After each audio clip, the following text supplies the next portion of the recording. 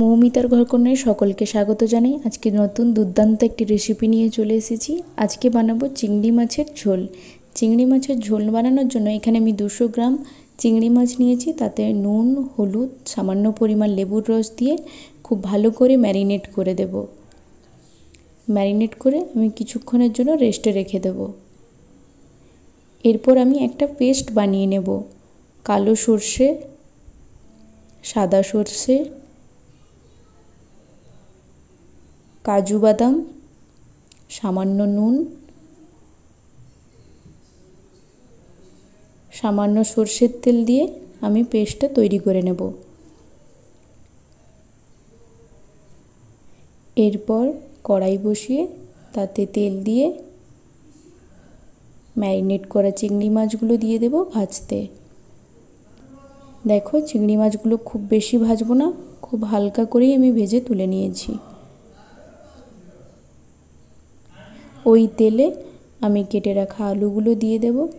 তারপর সামান্য পরিমাণ নুন দিয়ে আলুগুলো আমি ভাজতে দেব। আলুগুলো ভাজা হয়ে গেছে, আমি তুলে নিচ্ছি। ওই তেলে সাদা জিরে, পেঁয়াজ কুচি,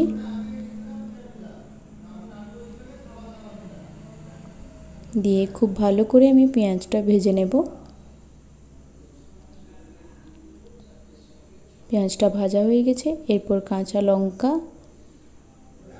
টমেটো কুচি দিয়ে খুব ভালো করে আবার ভেজে নেব।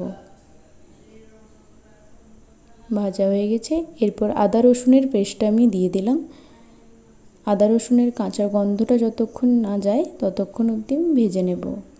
এরপর হলুদ গুঁড়ো, কাশ্মীরি লঙ্কার গুঁড়ো দিয়ে খুব ভালো করে মশলাটা আমি কষিয়ে এরপর আমি সর্ষে ও কাজু বাদামের পেস্টটা দিয়ে দেব।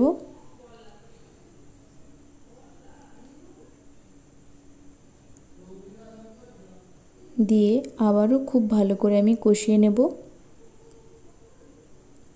এরপর সামান্য পরিমাণ জল দিয়ে একটু নেড়ে নিয়ে তারপর ভেজে রাখা আলুটা দিয়ে দেব। কিছুক্ষণ কষিয়ে নিয়ে এরপর ভেজে রাখা চিংড়ি মাছটা দিয়ে আবারও কিছুক্ষণের জন্য আমি কষিয়ে নেব। কষানো হয়ে গেছে। এরপর আমি জল দিয়ে দেব।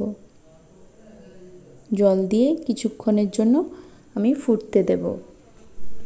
ফুটে গেলেই তৈরি চিংড়ি মাছের ঝোল। ভিডিওটি ভালো লাগলে অবশ্যই একটি লাইক করবেন, আমার চ্যানেলটিকে সাবস্ক্রাইব করে দেবেন। দেখা হবে পরের নতুন একটি ভিডিওতে।